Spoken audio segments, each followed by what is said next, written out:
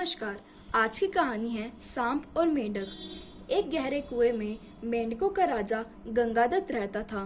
उसके साथी व परिवारजन भी उसी कुएं में रहते थे। उसके कुछ संबंधियों की बुरी नजर गंगादत्त की राजगद्दी पर थी और वे उसके लिए रोज नई समस्याएं खड़ी करते रहते थे। गंगादत्त के राज्य की शांति भंग करते करके वहां अराजकता फैलाने के उद्देश्य से उन संबंधियों ने गंगादत्त के एक मंत्री के साथ मिलकर एक योजना बनाई। शीघ्र ही राज्य में विद्रोह फैल गया, लेकिन गंगादत्त ने किसी प्रकार विद्रोह का दमन कर दिया। लेकिन सारे घटनाक्रम से वह बेहद खफा था। उसने विद्रोहियों को ऐसा सबक सिखाने की कसम खाई कि वे जीवन भर याद रख सकेंगे।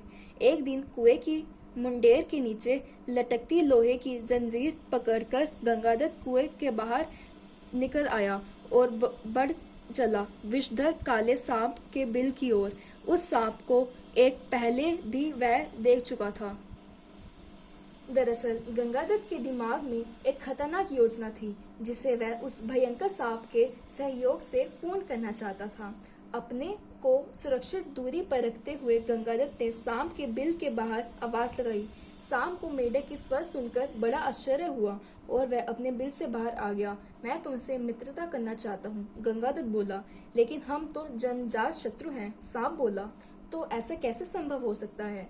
गंगादत्त बोला, मैं इसे संभव कर दिखाऊंगा। मेरे पास एक योजना है।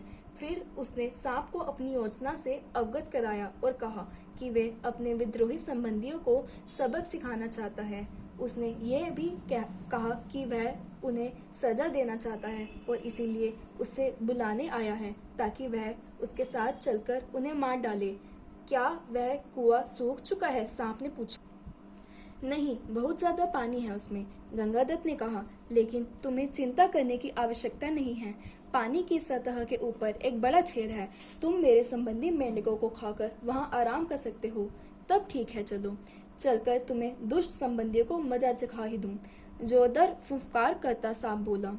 गंगादत्त सांप को कुएं के निकट ले जाकर बोला, इसमें रहते हैं मेरे संबंधी व विद्रोही। तुम उन सबको मार कर खा जाओगे, लेकिन मेरे परिवारजनों पर कोई आंच न आए, इसका जरूर ध्यान रखना। ठीक है, कहता हुआ सांप कुएं में प्रवेश कर गया। पीछे पीछे गंगादत्त भी था। सांप ने वहां पहुंचकर एक एक कर उन मेंढकों का सफाया करना शुरू कर दिया, जिनकी ओर गंगादत्त इशारा करता जाता था। जल्दी ही सांप गंगादत्त के सभी शत्रुओं को खा गया। सांप बोला, गंगादत्त, मैं तुम्हारे सभी विद्रोही संबंधियों को मारकर खा चुका हूँ और अब मेरे पास तुम और तुम्हारे परिजनों के अलावा खाने को कुछ नहीं बचा। अब गंगादत्त को अपनी गलती का एहसास होने लगा था। उसने अपनी जाति के दुश्मनों के सफाई के लिए पूरी जाति के दुश्मन सांप के साथ संधि जो कर ली थी। गंगादत्त की मौत सामने खड़ी दिखाई दी, सांप के रूप में। लेकिन उसने जैसे तैसे हिम्मत बटोर कर कहा, तुम चिंता मत करो सांप भैया, मैं दूसरे कुएं व तालाब में रहने वाले मेंढकों को राजी कर लूंगा कि वे यहाँ आकर रहें। जब वे यहाँ आ जाएं तो तुम आराम से मारकर उन्हें खा लेना। सांप बोला, ठीक है, जाओ जल्दी से उन्हें लेकर यहाँ आओ, मुझे बहुत भूख लगी है। मेंढकों का राजा गंगादत्त और उसकी पत्नी इस बहाने कुएं से बाहर निकले और भाग चले।